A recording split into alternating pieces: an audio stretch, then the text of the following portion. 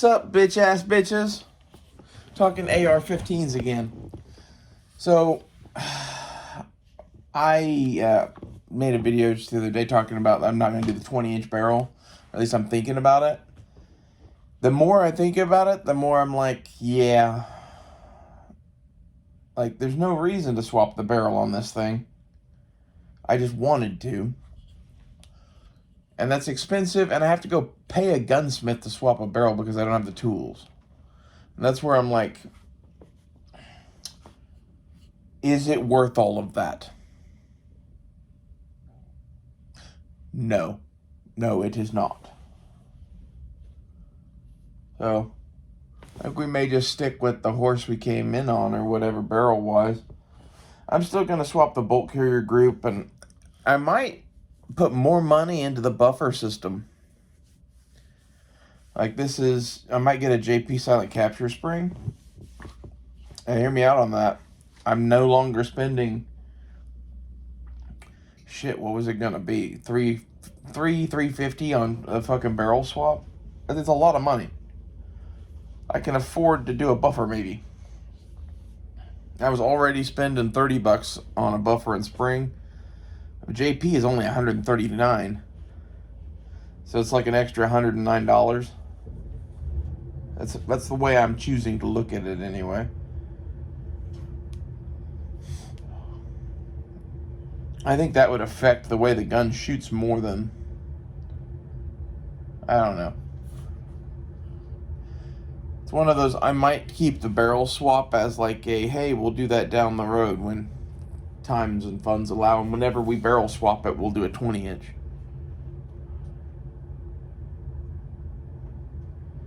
I don't know. I really wanted a fucking 20-inch too. And this is the thing where, like, if I didn't do the whip machine blast thing and didn't do the buffer, then the barrel's paid for. But I'm going to want to do both of those long term anyway. And those are things that I can just do myself instead of paying for someone to do.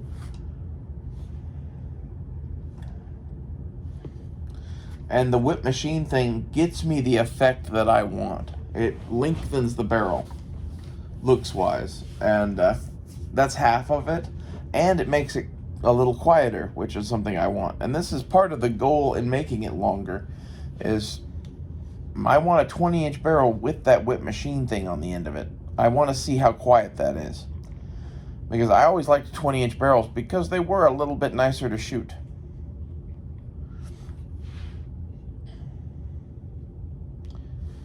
I don't know. I want a dedicated, like, sniper platform thing.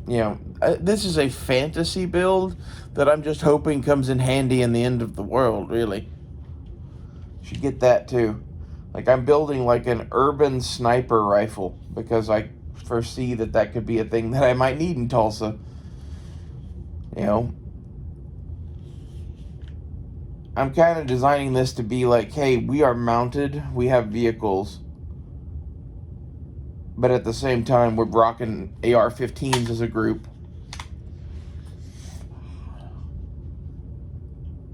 And, we can take a little bit of extra weight, but, like, what if you had to dismount? That's where, like, this thing is going to have some features on it that are, like, a little heavy, but I'm not going to go overboard. Like, I didn't get the biggest fucking scope possible. I'm not getting the heaviest bipod possible. I have the lightest weight light on Earth. This Enforce thing is nice. It's super fucking lightweight. I was not 100% a believer on these when I got this, and I kind of am now. I think I'm going to get Enforces to put on the rest of my rifles. I like the control pad. The one of these I had before, I got in a trade or something I played with. I never realized that it had a switch on the side of it. And the switch takes it from momentary to constant on. And I like a light that's constant on. And this is just kind of perfect. I haven't had it fail me yet. And half of the reason that I tried one in the first place was I saw that Carl from InRange TV put one on his gun. and never took it off. It, not saying that they're like the end all be all, but he shoots his guns enough that that light wouldn't still be there if it didn't work. I was hesitant to even try one because I have my policy on lights is that Surefires are real lights. Streamlights, it's, Streamlight makes things that Surefire just doesn't, and I'm willing to gamble on Streamlight. I've been let down by Streamlight, and some of my favorite lights of all time are Streamlights. My pocket light on my rig is a Streamlight ProTac 2A, and my 1911 has a Streamlight TLR6 on it. I like Streamlight. I also really like Surefire. And like I have a Surefire X300 on the, what's that called? Flux Raider. And then my helmet and my other rifle here, Loki, have these Surefire, what are those called? These have a name. G2 LE, I think, something like that. Yeah, it's a Surefire G2X LE. I like the LE because you get bright and you get dim. And that's not for everybody, but like if you know your lights like that and you know it only does those two things, I can just keep bumping until I get bright. And it's really nice to have that for navigation, because this gives your position away like a motherfucker. This less so. Especially like, hey, we're directing the light at the ground with our hand or something like that. It isn't ideal, but like you should get that sometimes you just need to go move around with white light and it's okay if people see you. That's what this is made for. Like, not every conflict ever is going out into the fucking wire in Vietnam and having all your shit fucking tied down. Most of my shit is rigged for defending case on. Something like that. Like we're not going out and creeping through the bush and shit. Not more than likely. And if I am, I'm going to be in a car in the city. It's just the nature of what it's going to be. Modern cavalry kind of thing. As such, I think having a longer range-ish, mid-ranger, precision-ish gun, like this is, I'm building a gun for me to use for my purposes and how I shoot. And I'm going to zero this thing at 300 yards and own everything out to 400 with it. Maybe even 5. 400 or 500 yards are doable shots with a 5.56. Especially if I put that fucking 20-inch barrel and a bipod and scope on it. Like, you need to know that at 400 yards, you have 12 and a half inches of drop? Something like that, over 100 yards zero. So you could do that too. You could just zero at 100. But zeroing at 300 is what I would prefer. And the reason that I would do that is basically at 100 and 200 yards, you're going to be high by a couple inches. It's your bullet. For those who don't know how this works, your bullet travels in an arc, right? So if you're zeroed at 300 yards over here, you're also zeroed at 25 yards, and the bullet is going between the two spots and then falling down. Doesn't that sound handy to you? It's never going to be higher above your zero than 2 inches. Okay, and at 400 yards, it's going to be, I don't know, I'd have to look at my fucking chart for that again, but at the 100 yard zero, it's 12 inches, so that should be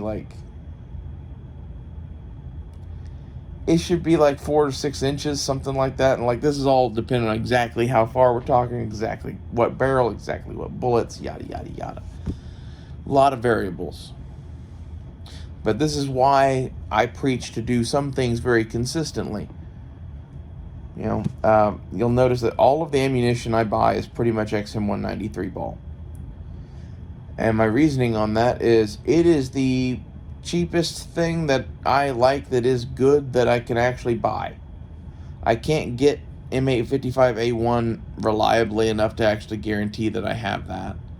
I have a round of it around here someplace. I've seen more of that than most of you, living. The round of that I have is, when I got that, it was only being allowed down country in Afghanistan, and we acquired several thousand rounds of it for playing around with and experimentation. And I was like, hey man, you mind if I keep one of these? He's like, no, fuck it, I'm gonna do that too. So like, we took a couple of rounds out of that few thousand as fucking like, we got the fucking like thing of death. And I did that in 2014. 2015. Maybe 2015. It was early, man. Like, most people did not know that shit existed. And it was to the point that, like, when people were selling it on Arms List, you were getting messages like, that's a ripoff. I can go buy M855 at the fucking Academy for $300. And, like, they didn't get what this was or whatever. That shit is some hot-ass, nice ammo. It's one of those, like, if you can get that, great. I can't. The stuff that I can get is fucking XM193 ball or fucking M855. And I don't like M855 at all. Jesus. It's really windy outside. So with those being the two consistent loadings that we can just purchase, XM193 it is, because it actually works. M855,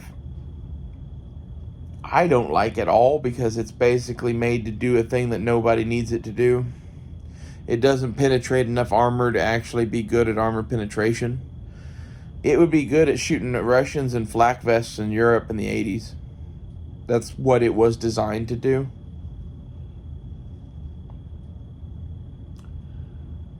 Just buy XM193.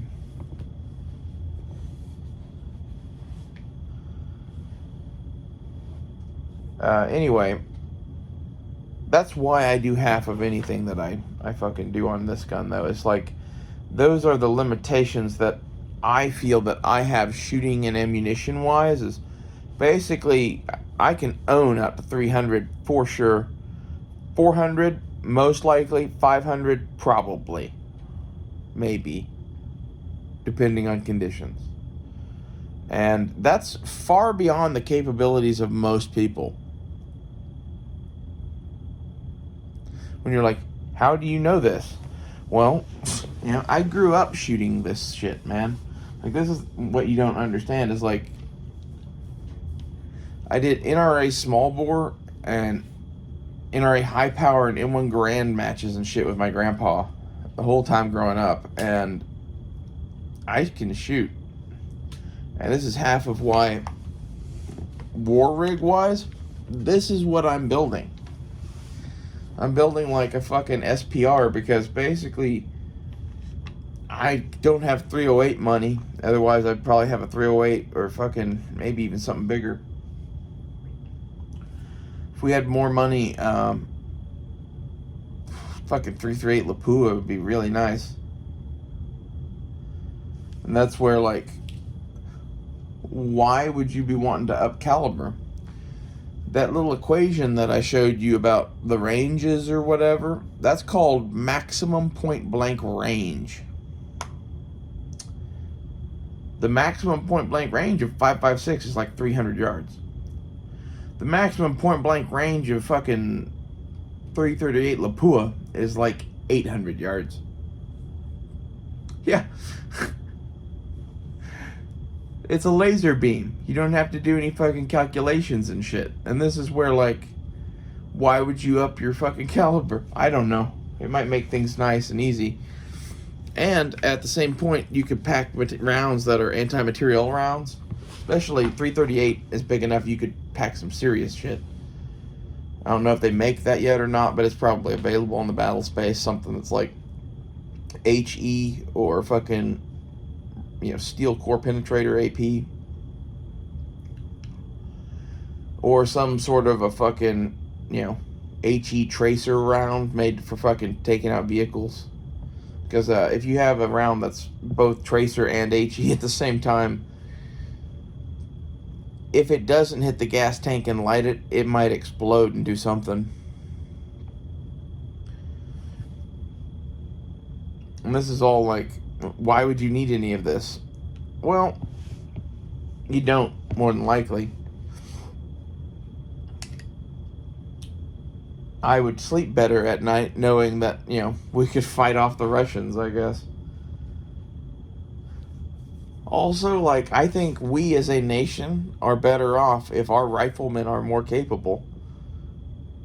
I think this is like how all of you should be. Like, this whole thing is kind of like me preaching at the world in a little bit of a church, right? This is the thing that I obsess over. It's one of a few things. My vehicle at the moment is an obsession just because it relates to my ability to bring this to bear.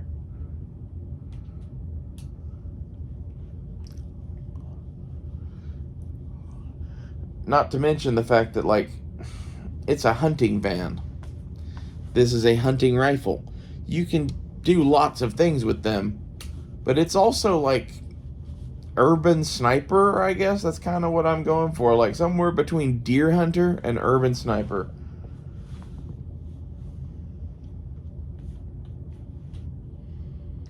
It's one of those, like, I think that's, Kossoff was talking to me about,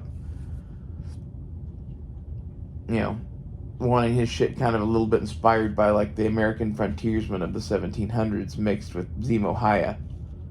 Like, I definitely get those vibes, because this is 100% first and foremost a thing to hunt with, 5.56, and to do that, it's kind of rigged to be a predator rifle. That's where I'm going with it. Like, it's going to have a longer barrel eventually.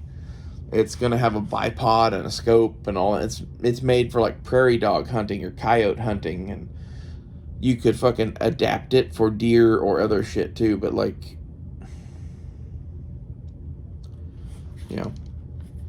that's what it's made to do. It's a ranch rifle. This is my idea for my ranch rifle here at Rachel's Place 26, Rancho Death.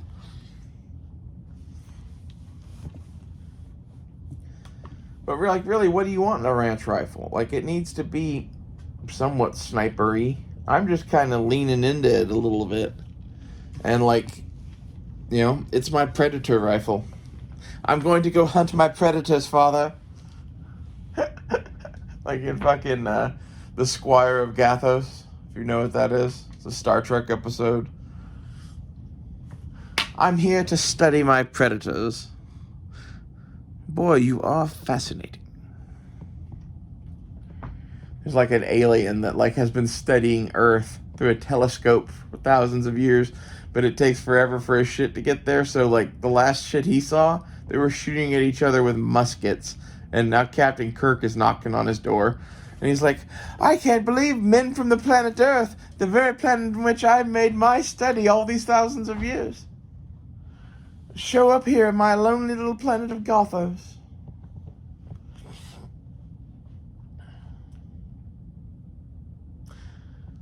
General Trelane, retired. So he introduces himself. It's great. The whole thing is great.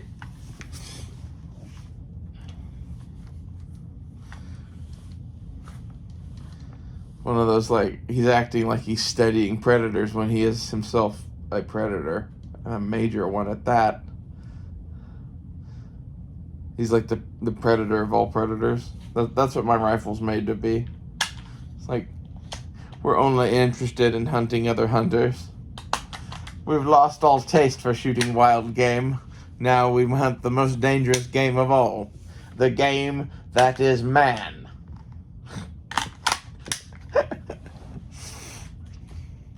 Not just any man. A man named Ray Wysowski, who lives at 5454 Washington Street, and I don't know. I'm just making shit up. Should like hunt deer hunters. I actually don't have any issue with deer hunters. I just think it's, the hunter becomes the hunted. It amuses me. Plus, it would make hunting deer more spicy, wouldn't it? If you had like Op 4 out there with paintball guns. That's what we should fucking do. Fucking Op 4 paintball hunting. Like, you'd have to you'd have a high likelihood of accidentally getting shot, right? Highly likely. I don't know how we do that. Maybe everybody has paintball guns and there are live deer, and like the hunters are few in number and shooting red paintballs and trying to mark deer, and the oppositional forces are shooting green paintballs and their goal is just to fucking kill hunters. And like the hunters can shoot the fucking oppositional forces, but they're like, Indians in the brush or whatever, so I don't know, maybe give like the hunters a decided advantage too. Give them like fully automatic paintball guns with like drum mags or something, whereas like the people in the brush have single shot pump actions. Make it rather sporting. This is my idea to replace deer hunting. What do you think?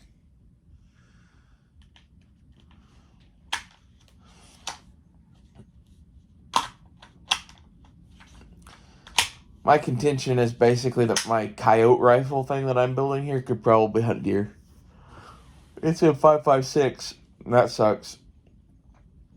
But like, there's a whole bunch of shit that you can kill with 5.56 by shooting it in the face.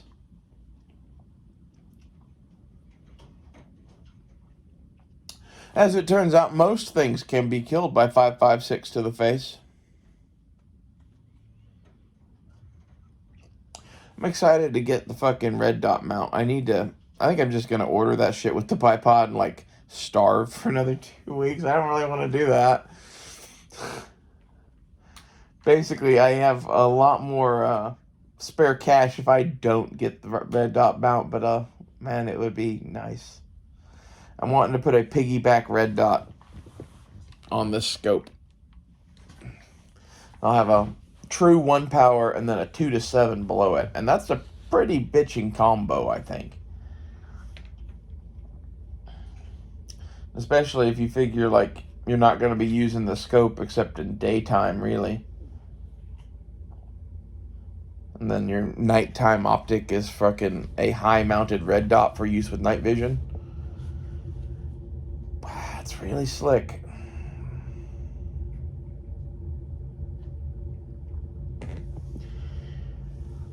And that's where, like, maybe having the flexibility to shed some weight by taking off the bipod and the whip machine sound mitigation thing would be cool. Because, like, if you know you're going to go CQB, being able to dump all the weight off the front end before you go do it would be handy.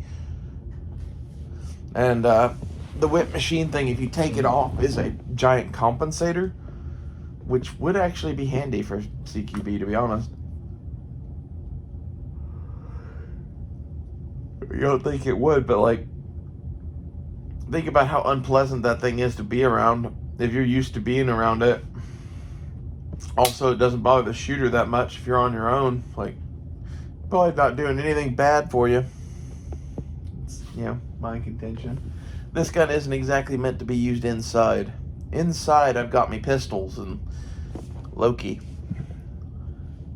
This is a considerable outside gun.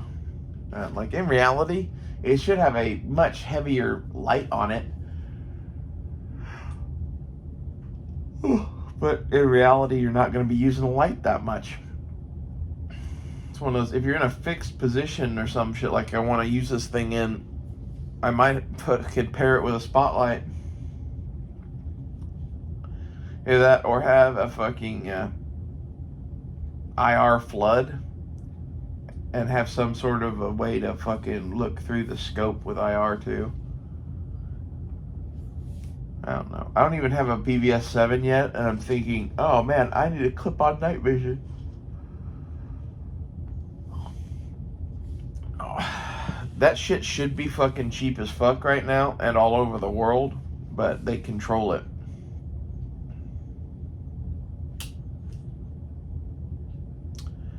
And they don't let anyone fucking just make a bunch of it for cheap, basically. They really control who produces tubes, and the tubes are the fucking killer thing. This is where, like, if they give us another stimulus check, I'm gonna order a fucking tube for a PVS 7 on eBay. And at that point, we'd be just having a fucking savings fund to fucking save up to buy a fucking kit to put it together on.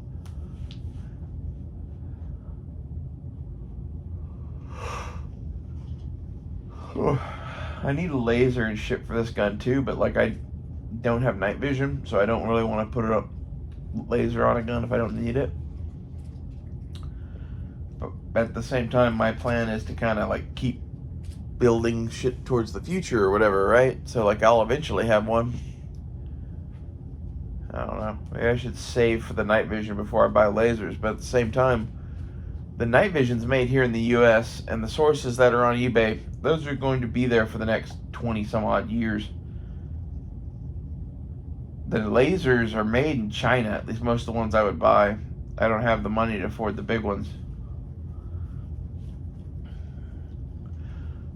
I keep thinking maybe, get a red laser, and that way I could use it now without night vision, and maybe with night vision, because you can see the red lasers in infrared. You know, it just makes it to where most people can see it, at least a little bit.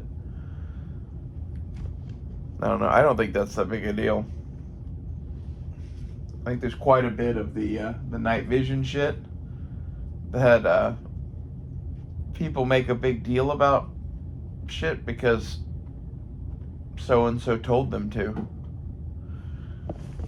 Here you go, Church Boy. Get in the window. Or not. It's cold in that window, isn't it? Oh, there he goes. He likes getting in the window behind my chair. And my chair kind of keeps the blinds blocked off, so I help him get in now.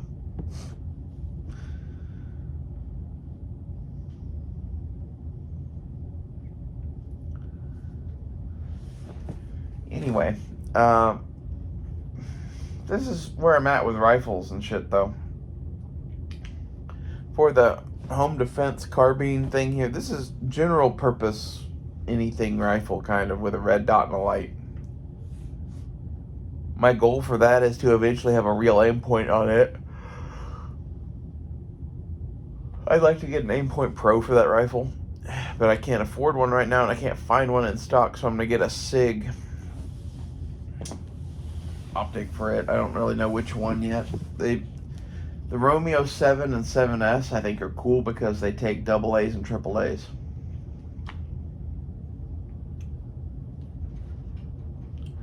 And they have a rotational switch like Aim Points do. That's the reason that I like the Holosun 403Rs, is because they are pretty much an exact T1 micro clone, or T2 micro clone, sorry. It's nice. They have the rheostat control and the whole deal. And at that point, that's the stuff that I pay money for on Aim Points.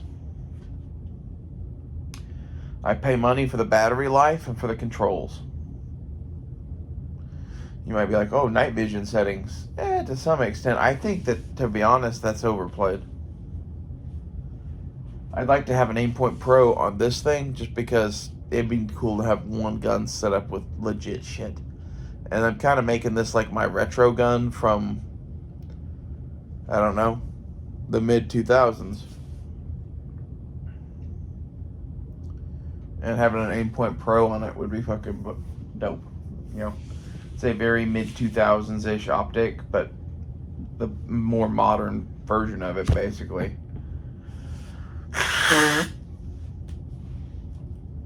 I've had plenty of Comp M2s and Comp M's and Comp M3s and shit even, and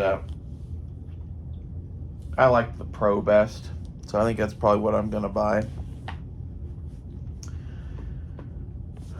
I don't know in what order I want that versus night vision and shit though, but I kind of figure I'm gonna finish my web gear and sniper rifle build and car. Then maybe we'll worry about an aim point for this thing. Until then, the SIG optic will do. There's also the thought that, like, you know, why not get a Comp M4? Like, if we're gonna spend some aim point money, let's spend some aim point money. But the Comp M4 is kind of heavy.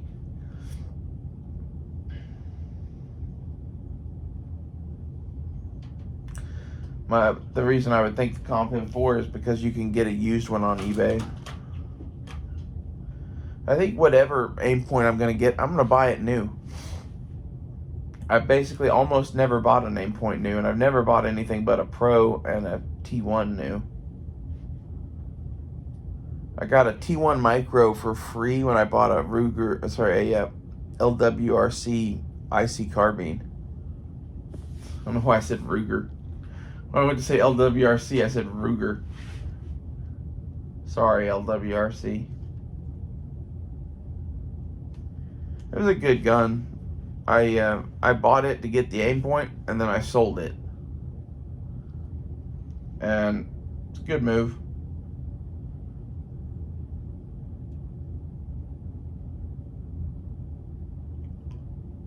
For a long time, that was the optic on my like war rig, because it was a real aim point T1 Micro. And I sold it when I saw the Hollow Suns.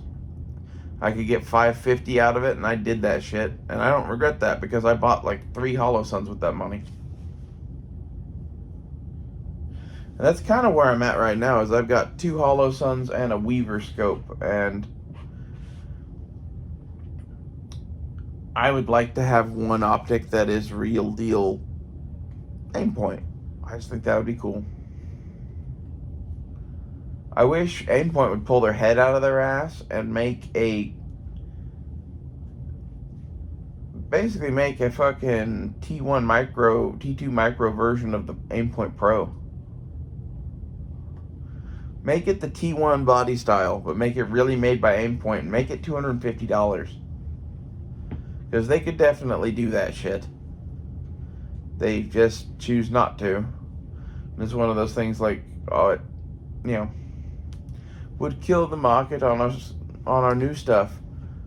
Well, then maybe your new stuff shouldn't be being made. I don't get this whole, like, let's make almost nothing for nobody and have it be $1 billion. Should Henry Ford that shit? Figure out what you can make for fucking an affordable price. Make that. And, like, the Aimpoint Pro, they've been making money on that thing for forever. The reality of Aimpoints is that their cost on those things is about $100 probably. That's for the real deal high-end ones made in Sweden. They're making hundreds of dollars. And this is, you know, Aimpoint is making a good chunk of that money. Because if you look at their retail side of things, you don't buy a new Aimpoint for less than fucking, you know, whatever it's supposed to be. You just don't. If you're buying one at less than what it's supposed to be, it's either used from someone that bought it and can't sell it or whatever, or it's a mill contract thing that somehow got on eBay. That happens. Like, that's... Honestly, I should go look for some of that shit again, but I don't really care. Back in fucking 2014, 2015, you had to go scrape through that shit to find anything worth having. The reality now is the civilian market has caught up considerably, and in fact, I would say most Hollow Suns are better than the military quality optics that we went into Iraq with. They're better than them by a fair margin. And this is from someone that collected them. I collected trash from the Iraq wars for fucking years because it was at gun shows and I saw it cheap and I could buy it and squirrel it away.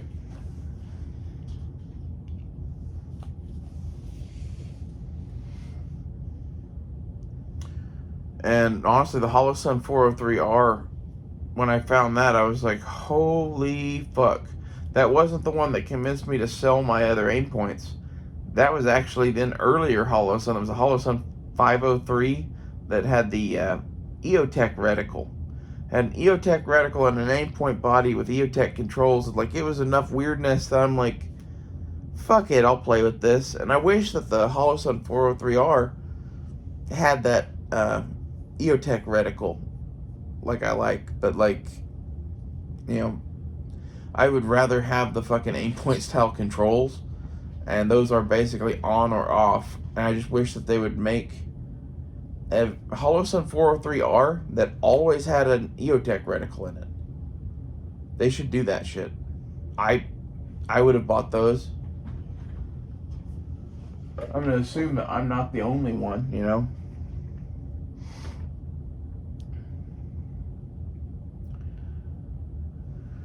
Well, I hope somebody has enjoyed me talking more about rifles. This is kind of just a rehash of everything we said the other night, but I don't know. I kind of do a daily rifle vlog now. Rifle and cars and whatever. It's whatever I'm projecting on. And currently, the thing that I'm putting my mental effort towards is fucking the rifle. That's because car-wise, I need to spend $200 on like a roof rack and some screws and shit. And short of that, I'm pretty much done. I need to do that and buy new tires for it, and I'm gonna have to save up to buy tires. I put a new battery, new wipers, new headlights, new tail lights, something else. I hit everything that I could just replace has been replaced. I did that a few weeks ago. And that's where, like, I get to spend money on guns for a minute. So I'm all excited. As soon as this thing has a SIG optic and this is configured the way I want it to be configured, I'm going to take a pause on guns for a minute. Finish the car hardcore. And then we'll probably come back around and get this thing an aim point as soon as the car's done. And I kind of figure that if that happens, then I'll have an extra SIG optic, and maybe I won't paint that, and I'll give that to my uncle for his birthday. Because in reality, his AR needs a red dot.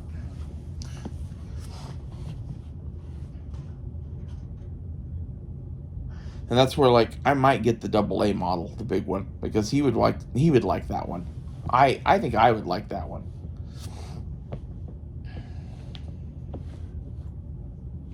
There's something to be said for the retro nature of the big tube aim point. And that's where, like, fuck, I might get an M4S. That's the aim point that I want. It's the one I could never get because the military didn't buy it. And it's the M4 with the fucking thing on the bottom instead of the top.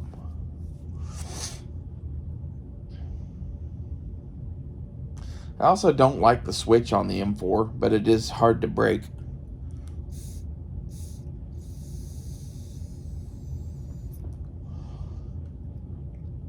I think I might buy one of the SIG M5 optics just to play with. That's where, like, I don't know. Nostalgia wants me to buy the M4 style SIG instead of the M5 style SIG. The M5 style SIG is smaller and lighter, and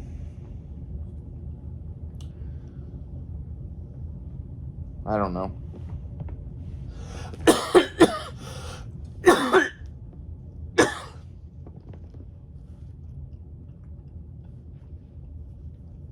My uncle has a plain Jane M4 carbine. He has a Magpul rear sight on it. Like, that's honestly for his birthday. I'm gonna get him a new rear sight and scope, I think. I'll have to see what kind of fucking rear sights I can find.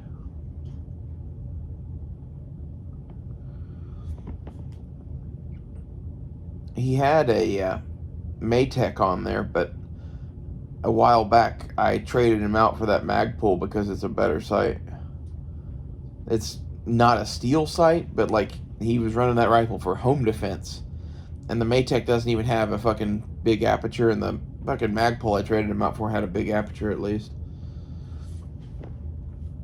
So I'm going to get him like a red dot, and I don't know. Honestly, with a big red dot and his Magpul backup sight, he's probably fine. But that's why that needs to happen, because like he's in my shit hits the fan fire team, and that's his primary weapon probably.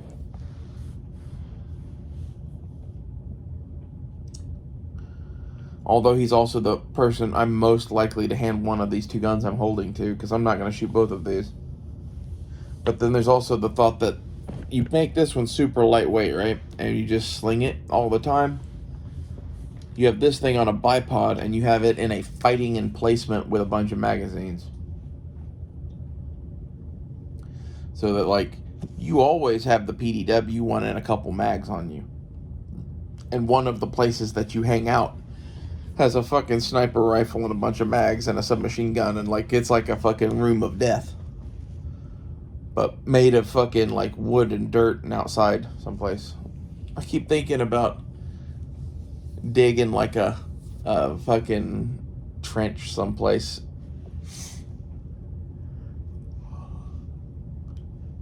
I have a place in mind, to be honest. It'd be one of those, I think I should just go fucking do it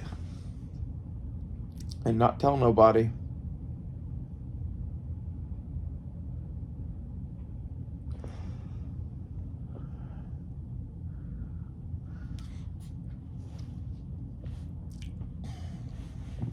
It'd be cool to have a fortification. I was talking to Blazer about whenever we get land, we should keep fucking holes dug as fighting positions with like wooden drain floors and the whole thing, and like a sandbag bunker that you can go inside of and everything.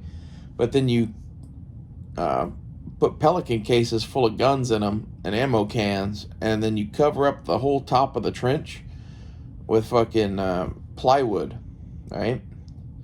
And in this plywood you have big ass fucking nylon ropes, like, I don't know, something like, you know, half inch, somewhere like that. And you have holes drilled through that wood, and you have that rope looped up through there. And you pick a color that's like green. And you put handles like that on each side of these sheets of plywood that you cover shit up with. And then onto that you dump dirt, and then onto that you fucking dump grass seeds and leaves and shit, and like just let it grow. And then you keep the fucking rope handles, you know, someplace where you can fucking find them. Just have them sticking up above ground, and have that be a thing that you never mow.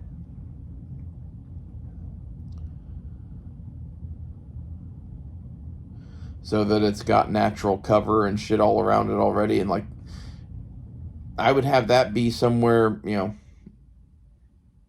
at a defensive place on your property. I don't know. It depends really on what kind of land we get, right? I'd like to have that kind of a thing kind of at a strategic point near a road, probably. And have it be like fortified at all sides or something. Or maybe have our backs up to some sort of thing that people can't get behind us, but I don't know what that would be. So,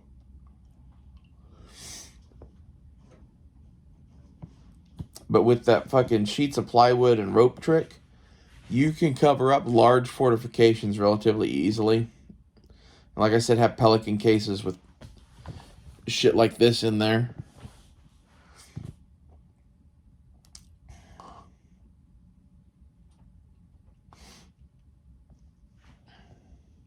Then you carry around your black powder revolver on your property. That, or maybe have this thing at best. But people don't see that, you have a fucking trench system with bunkers dug and in place. I think that would be badass. Especially if you made it to where, like, you had 3 dugouts, make 2 that are basically a place for a bunk to be for us, and then make a 3rd one that is kind of a bigger supply communal area place to fucking be, and have that be to where you could shelter from bombs and shit in any one of those.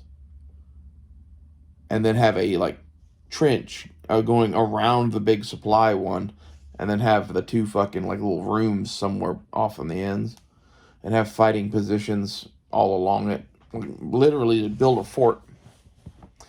I think it'd be badass. And just make it camoed as fuck. I want to have a fortification.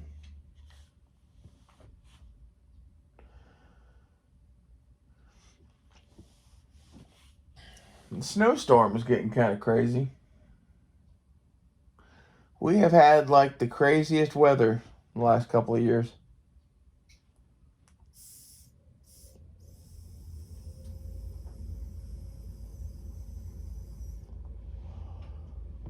Makes a lot of people think the world's ending. I don't think that's what it is at all, basically. I think just shit goes in cycles, and a lot of our weather is a result of human shit on the earth, I think, too. Not like climate change or whatever, but like us not putting CO2 into the atmosphere for a full fucking year during COVID, basically, like we normally do, I think dramatically fucked with our weather cycles. I think basically the climate people got their wet dream, and it's causing an ice age. I'm gonna laugh my ass off when they all fucking die. The reason I say that is, like, I'm not gonna die. Like, the thing that I study the most is living in Alaska. If the fucking ice age happens, most of the northern hemisphere is going to become Alaska, including where I'm standing. Very similar to it. And one of the things that I would have to fucking figure out is how to get caribou down here, but I think the fucking ice sheet would chase them down here, to be honest. They're already up in Canada.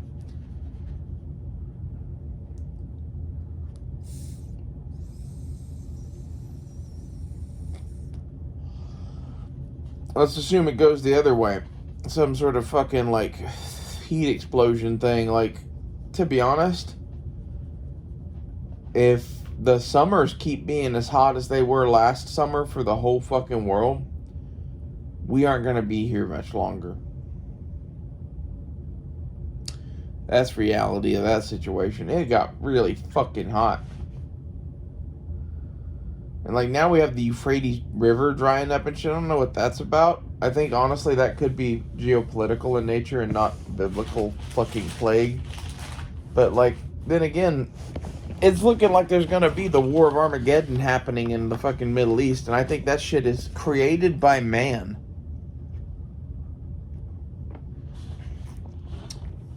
They're doing that shit to make money.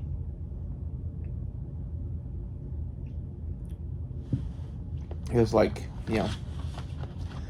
war is a racket, right? What could, make us more money than fucking the Middle Easterners all just going at it in the Middle East? Especially non-nuclear, because let's say that did happen in the next couple of years. Yes, Iran is trying to make a bomb. Yes, Israel has some bombs. They do not have enough nukes to fucking throw at each other until there are no more of each other. They have enough nukes to piss each other off. That's what I see. I think Russia and America going at it could probably end a substantial portion of the planet. But I kind of think that cooler heads will prevail in that, and we're going to realize that basically we're having a fucking pissing contest over the Ukraine, and that there's no reason to nuke the whole world over that. We might nuke the Ukraine. We might even nuke Poland and shit, Romania, but like we ain't going to fucking nuke Moscow and DC. I think this is the nature of the limited engagement type conflict that World War III will be. I don't think we're going to see, mass exchanges of nukes. Maybe people get desperate or something like that, but like, go watch the movie Red Dawn. Realize that that's a pretty realistic vision of how World War III could go down if it went for the Soviets, right? That's what the Soviets were planning to do. Is in that movie, they were invading with fucking Cuban and Nicaraguan armies that they funded and armed. Which they can do that because they make AKs and planes and shit, right? The army that faces us from South America does not have to be our technological equal. Especially if there are enough of them armed with AKs, which is always the Russian plan. Just FYI. That's why the AK is so fucking like what it is. It's a better submachine gun to arm conscript troops with.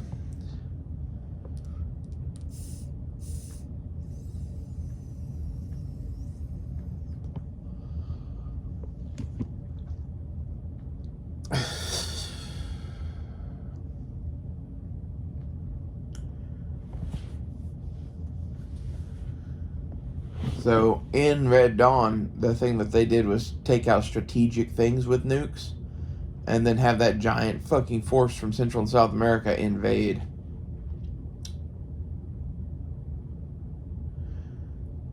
I would put it to you that that's what we're watching happen now, with no crack airborne outfits added. But like that, honestly, that could happen. The Russians do have the power to fucking put paratroopers on the ground here, but I don't see that being a thing. It's kind of like the Japanese in World War II. Like, they could attack here, but they won't. It's like a suicide mission. However, like, I don't know, the Doolittle raid is kind of like, that's the shit that I would do. So I just assume that, like, everybody's like me. But I think that's the issue with the world, is not everybody's like Americans. Americans flew all the way to Japan on a suicide mission to fucking, like, destroy 5 buildings and leave. Just to prove that we could. I don't think the Russians are such a beast. I think they will fund horrible shit to happen for us in Central and South America and Mexico.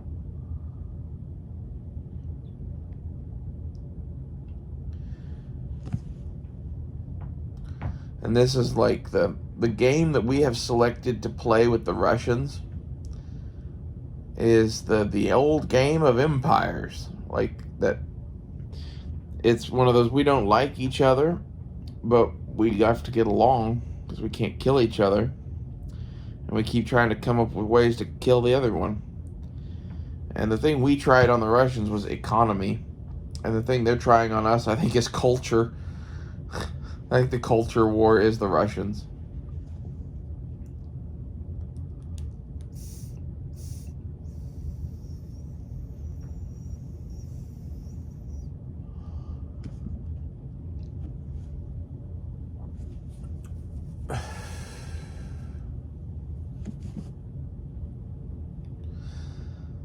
But this is half of why I take the military side of my preps pretty serious. Is, I don't know. I like the movie Red Dawn. I like being prepared for war. I find that being prepared for the hypothetical Russian invasion prepares me for a great many things, really. And like, let's say the Russians don't invade. Then I just get to have cool guns. And possibly fortifications built. And this is where, like, in reality, if we do build something that big like what I was talking about, instead of just like some foxholes full of pelican cases, it would be cool just to have that shit open. Like, I would really like to have it to where, like, the central room or whatever is built like the hangout smoke lounge that I always was pitching that we should build. Like, have 2 cabins and have a central smoke room. Like, what if instead of building cabins, we built this thing with a farm? That would be bitchin'. And my envision for this is like we find a big hill and we dig out the center of the hill to be the hangout room, like the Hobbit hole. And then around the hill we have a fucking trench. And then maybe dug into the sides of the hill are 2 more smaller holes that are like, yeah, maybe even more. Maybe dig like 8 or 10 of those that are like a fucking place to sleep for, like, have one of them for each of us that is like our bedroom, and then have a bunch of them that are like 4 bunks in a hole. It would be fucking dope to have that shit just there. Especially to have that shit there and have enough land to like really shoot guns and train on. That would be fun. And like, I would really like to have enough land to where you can have a rifle range, right? And maybe have the rifle range be a field for ultralight aircraft. You know, I had a much bigger plan at one point to like, hey, why don't we make the range a fucking thing that you could land a C-130 on? I'm downsizing my dreams. I think having a barn and a big ass fucking field area to land ultralights in would be dope. Because, like, I don't know that he would fucking want to play with those things, but I kind of do. I know my uncles would.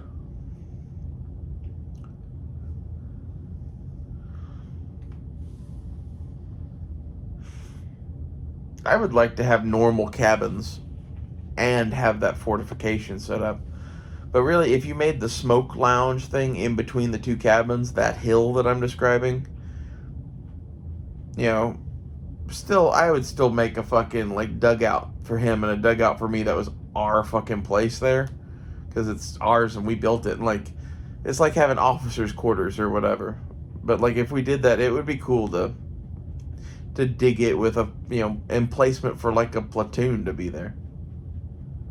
It'd be fucking dope. Especially because, like, let's say you did have a bunch of friends come over to fucking shoot guns and train and camp and whatever.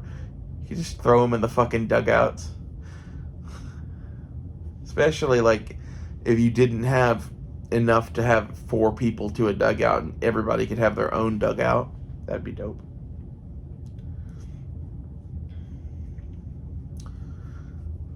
And this is the shit where, like, I think building those dugouts would be ridiculously cheap.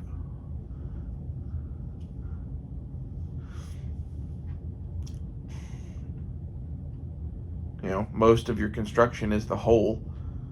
And, like, we have shovels.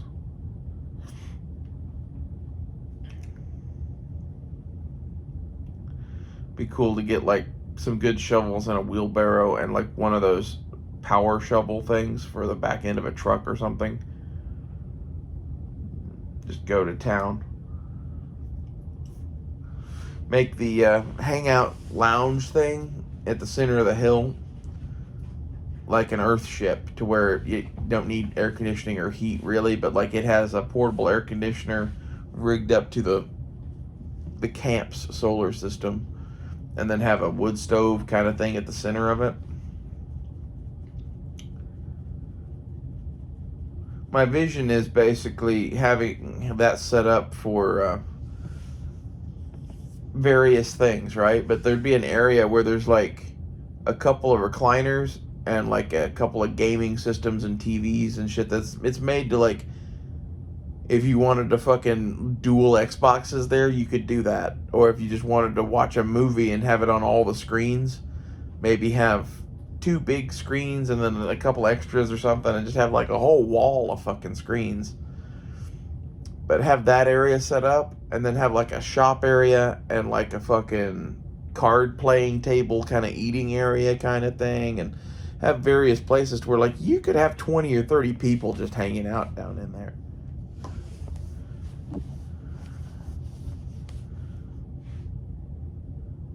I think that would be dope. And like the main thing for this would be electrical power, right? And we're already going to have a big solar generation rig for our fucking shit anyway. Just tap a fucking line off of that for this thing and no one would even know it was there.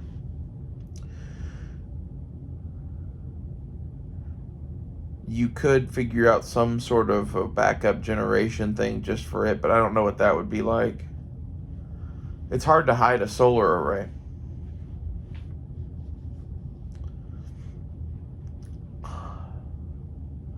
In reality, instead of doing a wood stove, you could do like a giant like fireplace kind of a thing. And have a wood stove so that like you have options. If it's just, you and one other person and you don't need that much heat, you could light the wood stove. But like you could also have the roaring fire and fucking have everyone fucking drunk as a fucking skunk and fucking half naked. Not that that's my goal, is to have a fucking hobbit hole in the earth filled with drunken, naked people. That's what happens whenever Blazer goes to visit his family. There will be no sex in the man cave. But I think we should have that as just like a standard fucking like rule. We'll have it as a sign above the door, something. That's what I would like to build, though. It's like the ultimate man cave hangout area kind of a thing. And have a spot to do a podcast with probably 3 people. Something like that. 3, 4 people. Like have a table with a fucking camera set up and mics and the whole thing. That way, like, Blazer and I could just do a podcast whenever we want. And if we have people over, we could include a guest. I think that shit would be fun, man. This is kind of the vision of the future that I have, and the main thing about it is this is fucking cheap. You think, oh, it's not cheap, you have to pay someone to do that. No. Blazer and I are pretty good combat engineers, and I'm pretty decent at building shit in general and houses in particular. I've done quite a bit of carpentry and shit, and Blazer's dug a lot of holes. So the combination of that, we keep watching this shit on building dugouts. He and I are obsessed about it. And it's one of those things that, like, I think maybe we watched the movie Defiance too much, but there's a little bit of that. It's like, well, what if you did build your whole, like, Hobbit community like that? And, maybe build it just a little bit better because, like, you have a fucking chainsaw and they didn't, and you have boards and they didn't, and,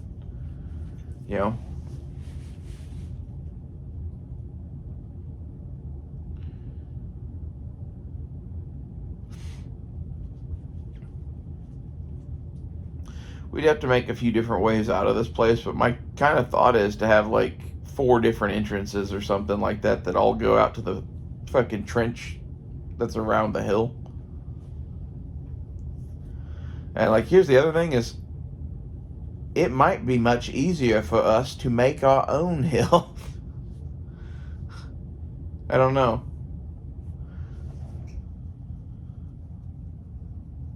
You could definitely choose exactly how the hill was fucking structured when you did that.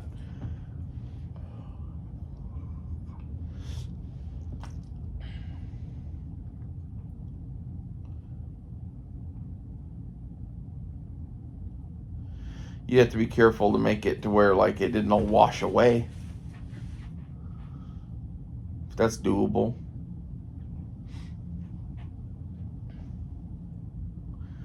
earthen fortifications. That's what I would like to build.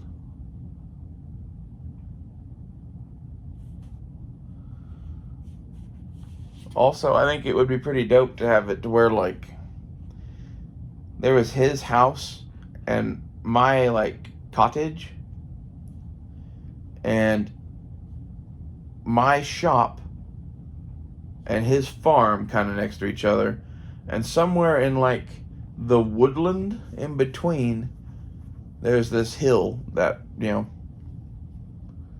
we're real cagey about people seeing us go to. And it's like a bomb shelter. Bomb shelter / clubhouse. I've had this vision pretty much ever since I got into Vietnam shit. It's like those, you know, bomb shelter smoke den things where they were hanging out and fucking getting drunk or whatever in platoon. That was a real thing. We could just build a much better version of that. You know, they had sandbag walls. We could have fucking, like, sandbag and earthen construction with a fucking, like, wooden box kind of separating us from the dirt. Easily. That's a very doable thing. It's one of those things, like, they didn't do that because they weren't going to be there that long. In theory. If you go look at German trenches from World War I, you'll see what I mean. They made their shit much nicer than the English did. The English always make their shit kind of like Americans do. We're like, hey man, we aren't going to be here for a long time, so why build a floor? The Germans were like, yeah, this thing looks like it might last a while, so let's build a fucking wooden floor into our trench. They were the smart ones. You know?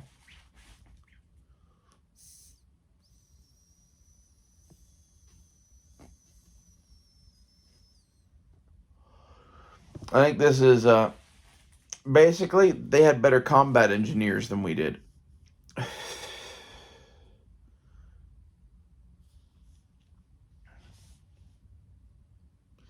And also, they were the aggressor in that, really. So, like, they knew they weren't going to stop. French and the English kept hoping that they'd, you know, do some big offensive, and then we'd have the Jerry's on the run, and then we'd come to terms. Because that's how Europeans usually think. Anyway. This has been kind of rambling about nothing for a better part of an hour. But I hope someone has enjoyed this. Thank you for watching my shit if you do. I'm kind of just doing a vlog about the end of the world. And it seems to me at this point that, like, we could talk about shit happening in the news. But who cares? I'd rather talk about my projects and, you know, all the rest of the shit that we've been talking about. I will add that there's a worrying thing in the news that the B-2 bombers aren't flying, and I'm going to make a video on that probably by itself, but basically the B-2 bomber is a fly-by-wire system. It's very vulnerable to computer viruses. It's very vulnerable to that sort of attack. It was designed long enough ago that those systems are antiquated as fuck. That bomber was designed in the 1980s, and it was really produced in the 1990s.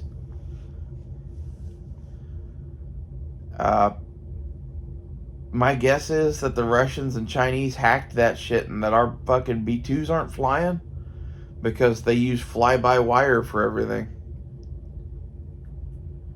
Notice that the B-1 Lancers and the fucking B-52s are still flying. Because basically they don't have shit about them that you can just fuck with that makes the plane crash.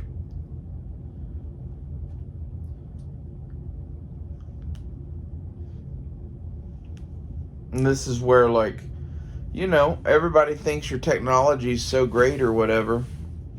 Yeah. I like the B-52, and I like the iron-sighted M16, and I like the fucking, like, tank. Like a lot of other shit, because, like, I think they're gonna keep working. This is where, like, I don't know, I used to think that our technology wasn't going to stop. I now believe that our technology is kind of at a point where, I don't know, it's not even that it's continuing right now. Shit made today isn't as good as it was 5 years ago. Let that sink in hardcore, is that I've been noticing that trend for several years now. And this is why everyone is starting to try to fight over old shit, because it's the good stuff or whatever, right? Some truth in some of that. Some of it's just collector shit for collector shit, but some of it is like, you know, something made 20 years ago in general is made much better than it is today. Except for, like, guns. Gun technology continues to advance. Car technology, they went fucking insane, in my opinion. There's no one that makes really a good car that I can see. Like, I kind of like the look of the Ford Maverick, but, like, all of the cars they're making have these batteries and shit built into them that basically all of our auto technology right now is a dead end, in my opinion. They've made shit no one wants to buy, that no one's going to be able to afford soon. You know, they keep acting like, oh, what's a $70,000 car? Who's not going to buy that? Well, I won't buy that. And as long as there's a way to drive for less, most people aren't going to buy that. That means you're going to go out of business. And then we're going to have somebody selling new cars that wants to make money. Like, if you keep putting electronic bullshit into a car to the point that it doesn't last 5 years and costs $70,000, you know, I think eventually people are going to wise up to that. I don't know, we do live in idiocracy. And there is a thing where people like to be the superior, basically. Like, this is the thing a lot of people don't understand with me, is I drove one of the nicest cars money could buy for